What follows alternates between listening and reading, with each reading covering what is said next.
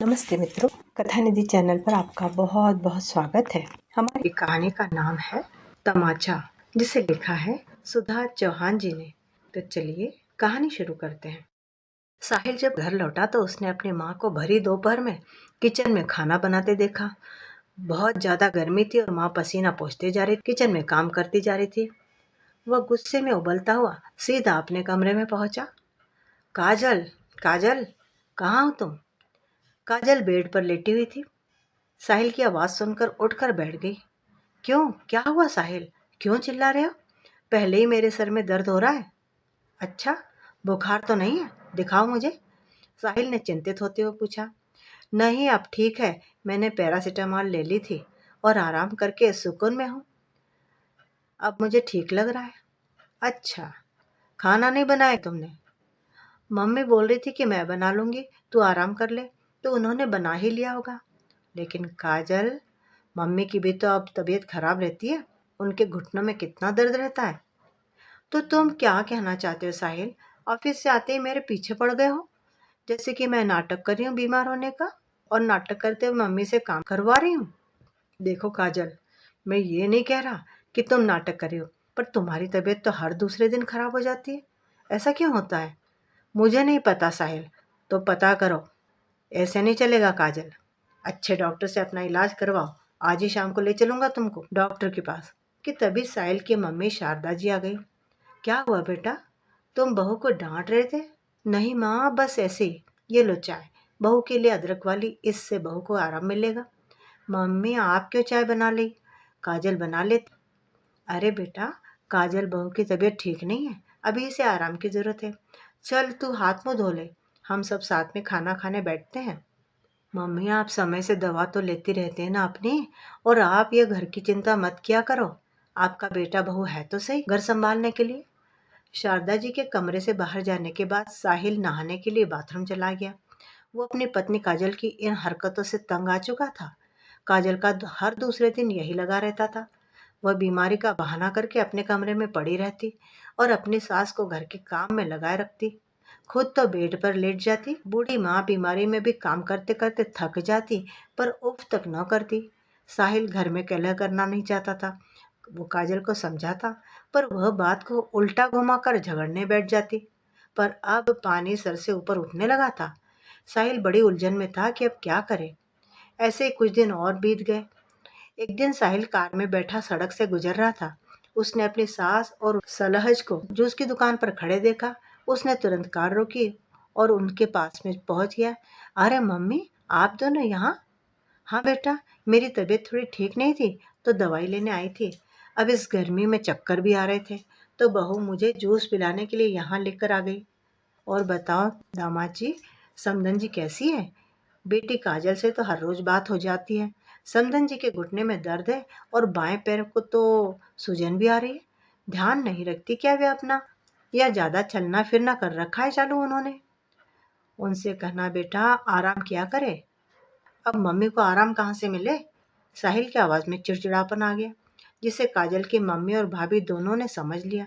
तब काजल की भाभी अंजलि बोली, क्या बात है भाई साहब, आप कुछ छुपा रहे हैं क्या हमसे? कोई परेशानी हो तो खुलकर बता दो। हाँ बेटा साहिल, बहू ठीक कह रही है। सब ठीक तो है ना घर पर? कुछ भी ठीक नहीं है, कहकर साहिल थोड़ा चुप हो गया, पर फिर उसने सब बता दिया। ये सुनकर काजल की मम्मी को बहुत बुरा लगा और वे सिर पर हाथ लगाकर वहीं एक कुर्सी पर बैठ गई। तब उनकी बहू उन्हें हिम्मत बंधाने लगी। मम्मी, आप ऐसे हिम्मत मत हारिए, चलिए उठिए। साहिल ने उन्हें काजल के बारे में और भी कुछ बातें बताई। काजल की मम्मी शर्मिंदा होते हुए बोली, इस लड़की ने हमें कहीं का नहीं छोड़ा, हमेशा ही हमें शर्मिंदा करती रहती। मम्मी, मैं उसे बहुत समझाने की कोशिश करता हूँ, पर वो है कि मानती नहीं। मैं आपसे माफ़ी मांगता हूँ। बीवी तो मुझे और भी मिल जाएगी, पर माँ तो माँ होती है। वो मेरी माँ है, उनके लिए मैं कुछ भी बर्दाश्त नहीं करूँगा। बेटा साहिल, इसमें तुम्हारी कोई गलती नहीं। हमारी परवरिश में कोई कमी रह गई है। काम तो वो पहले से ही कम करती थी, हमेशा आलस में भरी रहती थी। पर हमें क्या पता था कि समधन जी को भी इतना परेशान करेगी। मैंने उसे सब कुछ तो पढ़ा दिया, पर शायद कहीं ना कहीं कुछ कमी रह गई। मुझे माफ़ कर दे बेटा। काजल के मम्मी हाथ जोड़ते हुए शर्मिंदा होते हुए बोली। मम्मी आप ऐसा मत बोलिए, आप तो अपना ध्यान रखिए। साहिल चिंतित होते हुए उन्हें समझाते हुए बोला। मम्मी, भाई साहब ठीक कह रहे हैं। वैसे मेरे पास एक प्लान है जिससे काजल दीदी के व्यवहार में बदलाव आ सकता है। अच्छा, बहू बताना जरा क्या प्लान है। हाँ बताइए ना भाभी, साहिल भी उत्सुक होते हुए पूछ बैठा। काजल की भाभी अंजलि ने उन्हें कुछ समझाते हुए बताया। फिर वे अपने अपने घर की ओर चल दिए। घर जाकर साहिल बेड पर बैठते हुए बोला, काजल आज बहुत गर्मी है, एक ग्लास जूस तो बना देना। और मम्मी को खाना दिया तुमने? अरे मम्मी तो किचन में ही है और खाना भी तो किचन में ही रखा है। क्या मतलब काजल? अरे क्या मतलब क्या, मम्मी किचन में ही तो है और खाना भी तो उन्होंने ही बनाया है, तो खुद से लेकर खा लेंगी। तो आज फिर से तुमने खाना नहीं बनाया? अरे साहिल तुम इतना गुस्सा क्यों करते हो? मैं फोन पर बात कर रही थी तो उन्होंने बना दिए। अरे तो तुम मना भी तो कर सकती थी उन्हें। साहिल उसकी तरफ गुस्से से देखते हुए बोला। मैं गई थी मना करने, पर तब तक खाना बन चुका था। तो तुम इतनी देर तक फोन पर बात करती रहती हो? इतनी देर तक फोन पर बात क्यों करती हूँ जब तुम्हारे पास इतना समय नहीं होता? कुछ समय भी तो देख लिया करो। देखो साहिल, मेरा दिमाग मत खराब करो। पहले ही मेरा मूड ठीक नहीं है। अरे भाड़ में जाए तुम और तुम्हारा मूड। मेरी माँ कोई काम वाली नहीं है या तुम्हारी नौकरानी नहीं है। साहिल चिल्लाओ मत, मुझे ये काम वाम करना पसंद नहीं है। हाँ तो मुझे भी नहीं पसंद कि मेरी माँ काम करे। घर में नौकर होते हुए भी तो मैं किचन नहीं संभाल सकती। आखिर घर में लोग ही कितने, सिर्फ 3 ही तो। उनका खाना भी तुमसे नहीं बनता। देखो साहिल, मेरा मन जब करेगा तब बनाऊंगी, वरना खाना बनाने के लिए भी किसी को रख लो। काजल मुझे नहीं पसंद किसी और के हाथ का खाना। घर का खाना घर की औरत ही बनाए। हमारे घर तो यही होता है। तो अपने रूल बदलो साहिल। मैं कोई जाहिल गवार नहीं हूँ जो सारा दिन किचन में ही पड़ी रहूं। तो क्या मेरी माँ तुम्हें जाहिल गवार लगती है जो तुम ऐसे बोल रही हो? बड़ी बदतमीज हो तुम। तो तुम भी तमीज से बात करो साहिल। मैं भी फालतू नहीं हूँ, तुम्हारी पत्नी हूँ मैं। अच्छा, पत्नी हो तुम मेरी? मुझे तो पता ही नहीं था। किस काम की ऐसी पत्नी जो पति और उसकी माँ को खाना भी ना बना कर दे सके? और अगर मुझे नौकरों के हाथ का ही खाना खाना होता तो तुम क्यों हो यहाँ से? जाओ यहाँ से अपने मायके और ऐसे आराम से रहो। क्या? काजल चौंक पड़ी। उसे साहिल से ऐसी उम्मीद नहीं थी। काजल और साहिल ने तो प्रेम विवाह किया था। वो सोचती थी कि साहिल उसे बहुत प्यार करता है, उसकी सारी बातें मानता ही रहेगा। पर यह सुनकर वह यकीन नहीं कर पाई। तुम होश में तो हो साहिल? क्या तुम मुझे प्यार नहीं करते? करता हूँ काजल, पर प्यार करने का मतलब यह नहीं कि मैं मेरी माँ को भूल जाऊँ। तुम उनसे नौकरों की तरह काम करवाती रहो और मैं बर्दाश्त करता रहूँ। अरे वो मेरी जननी है, मेरी पालन करती। पापा के जाने के बाद उन्होंने मुझे कैसे पाला ये मैं ही जानता हूँ। उन्होंने मेरे लिए कभी अपनी खुशी नहीं देखी। मैं जो भी हूँ आज सिर्फ माँ की वजह से हूँ। और ये जो तुम इतने ऐशो आराम और नौकरों चाकरों पर ऑर्डर चलाती रहती हो ना, सब मेरी माँ की बदौलत है। मैं अपनी माँ के लिए सारी दुनिया छोड़ सकता हूँ, तो तुम क्या चीज़ हो? लेकिन साहिल, मैंने ऐसा क्या कह दिया जो तुम उस बुढ़िया के लिए मुझे छोड़ रहे हो? काजल के मुंह से बुढ़िया शब्द सुनकर साहिल का पारा चढ़ गया। एक जोरदार तमाचा उसने काजल के गाल पर जड़ ही दिया। मुझे तुमसे कोई बात नहीं करनी। ड्राइवर तुम्हें तुम्हारे घर तक छोड़ आएगा। चली जाओ यहाँ से। ठीक है साहिल, मैं जा रही हूँ, वापस कभी नहीं आऊंगी। फिर एक बार सोच लो। अरे मत आना, जाओ यहाँ से। काजल गुस्से में तिलमिलाती हुई अपने मायके पहुंची। उसे दरवाजे में देखकर उसकी भाभी ने आवाज दी। अरे मम्मी जी, काजल आई है। उसकी मम्मी भी बाहर आ गई। काजल ने अपनी भाभी से पूछा, भाभी कैसी हो आप? हम तो ठीक है, पर तुम यहाँ पर अचानक से, सब ठीक तो है ना? काजल की भाभी थोड़े अनमने ढंग से बोली। भाभी मैं वह घर छोड़कर आ गई हूँ। आज से मैं यहीं रहूंगी, मम्मी और आप सबके साथ। यहाँ अंजलि ने चौंक कर कहा, हमारे पास? हाँ और कहा, यह मेरा मायका है। कि तभी काजल की मम्मी बाहर आते हुए बोली, बहू मैंने सारे कपड़े धो दिए, तुम्हारी साड़ी भी धो दूँ क्या? अरे मम्मी, मेरी साड़ी अलग से धोना, वरना उसे किसी और कपड़े का रंग चढ़ जाएगा। अंजलि ने तेज आवाज में काजल के पास खड़े होकर कहा। बहू धो दूंगी। भाभी, मम्मी क्या कपड़े धो रही है? हाँ हाँ भाई, कपड़े धो रही है। लेकिन क्यों? क्यों का क्या मतलब? पर मम्मी तो। काजल तुम बैठो, मुझे कुछ काम है। अंजलि उसे बीच में ही रोककर अपने कमरे में चली गई।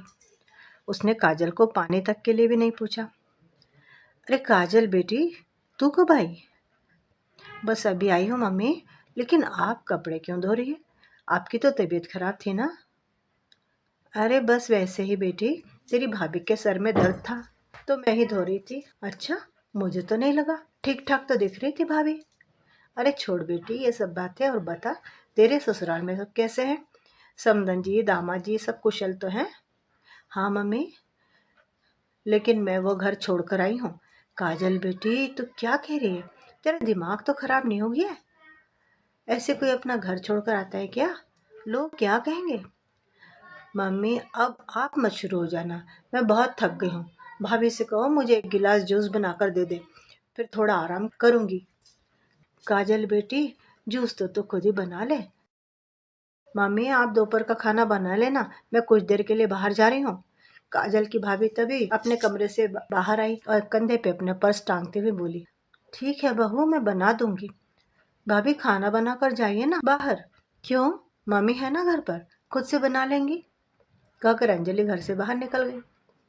काजल यह सुनते ही गुस्से में आग बबूला हो गई। मम्मी आप घर के एक काम को भी हाथ नहीं लगाओगी। जो करना है भाभी खुद से कर लेंगी आकर। मैं हम दोनों का खाना बाहर से मंगा लूंगी। नहीं काजल बेटे, ऐसे मत बोल। ये तो अब रोज का ही है। तू तो कल अपने ससुराल चली जाएगी, बाद में तो सब मुझे ही देखना भुगतना पड़ेगा। फिर खाना तो बनाना ही है।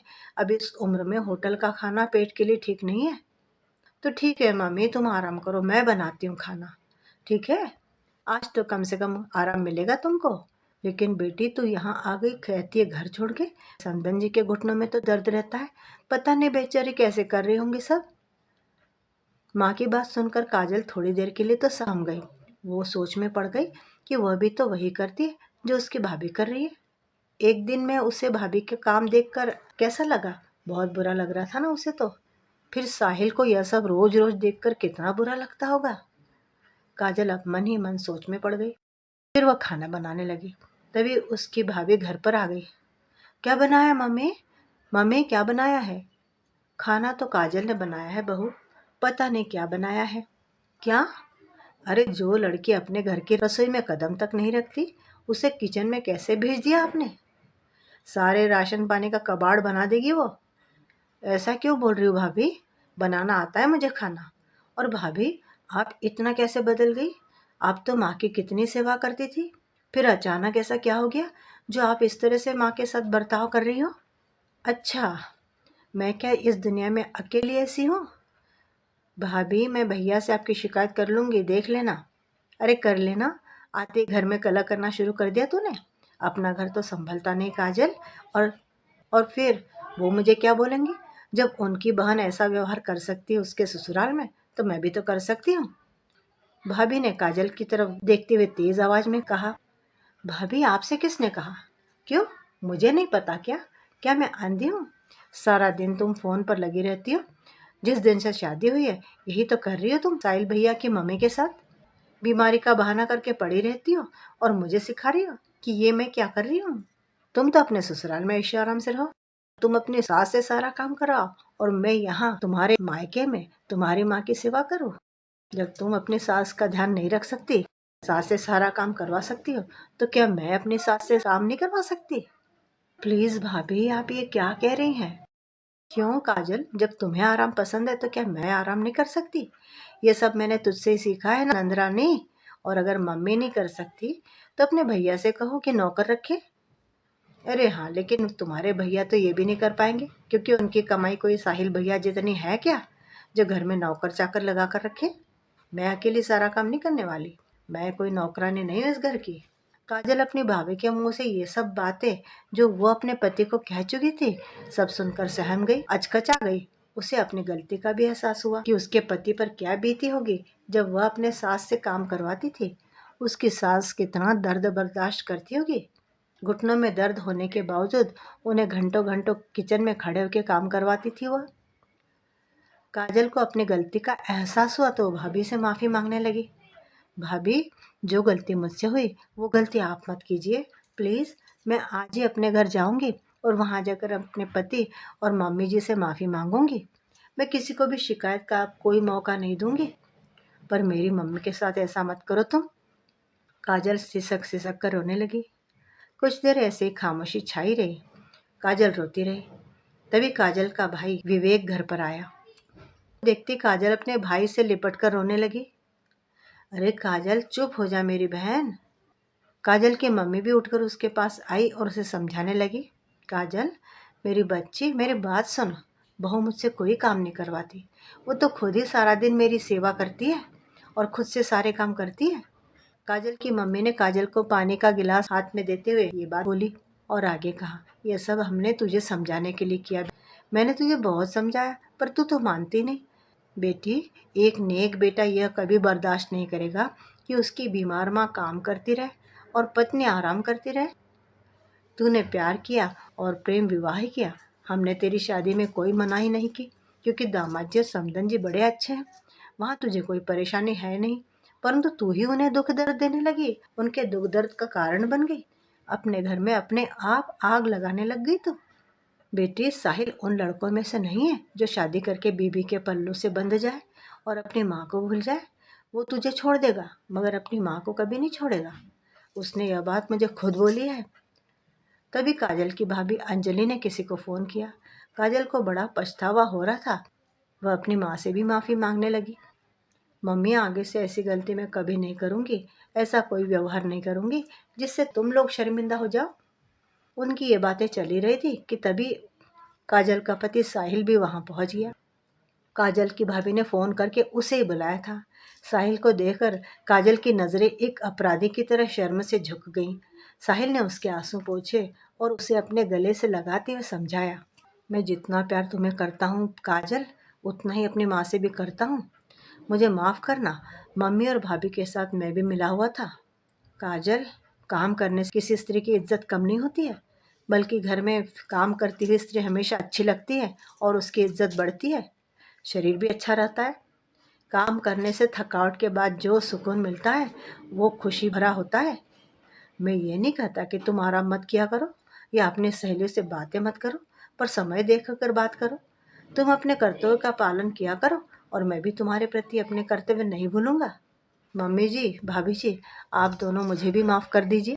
मम्मी, भाभी, आप दोनों मुझे माफ़ कर दीजिए। आगे से ऐसा कभी नहीं व्यवहार करूंगी मैं अपने घर में। काजल रोते हुए बोली। साहिल उसे लेकर घर वापस आ गया। घर जाकर काजल ने अपनी सास से भी माफ़ी मांगी और उनके गले लगकर रोने लगी। उसकी सास को कुछ समझ में नहीं आया कि काजल अचानक क्यों रो रही है और क्यों माफ़ी मांग रही है। अरे क्या हुआ बहू, क्या साहिल ने तुम्हें डांटा है क्या? अगर यह तुम्हें ज़रा भी कुछ कहे ना तो तुम मुझे बोलना। और बेटी, ऐसे घर छोड़कर नहीं जाते। चलो हाथ मुंह धो लो, मैंने खाना बना कर रखा है। मम्मी जी, आज तो आपने खाना बनाया है, आगे से खाना मैं खुद बनाऊंगी। आप आज सिर्फ आराम कीजिए। आपके घुटनों में दर्द रहता है, मैं आपके दर्द को अब समझती हूँ। कहकर काजल खाने के लिए प्लेटें लगाने लग गई। साहिल आज बड़े सुकून में था। उसे अपनी माँ और अपनी पत्नी दोनों ही मिल गई और घर में भी खुशी का माहौल था। मित्रों, बच्चे अपने रास्ते से भटक जाए तो माँ बाप का फर्ज बनता है कि उनको सही रास्ते पर लाए। और अगर हर बेटा साहिल की तरह हो तो कोई भी माँ बाप बेसहारा नहीं होंगे। मित्रों, अभी आप सुन रहे थे कहानी तमाचा। साहिल ने जो अपनी पत्नी के साथ किया मेरे हिसाब से तो बिल्कुल सही था। आपको क्या लगता है? आप अपनी राय कमेंट बॉक्स में ज़रूर लिखिएगा। और क्या काजल जैसी लड़कियां सुधर जाएंगी, इस बारे में भी ज़रूर कमेंट कीजिएगा। चैनल पर नए हैं तो चैनल को सब्सक्राइब भी ज़रूर कर लीजिएगा। कहानी सुनने के लिए बहुत बहुत धन्यवाद।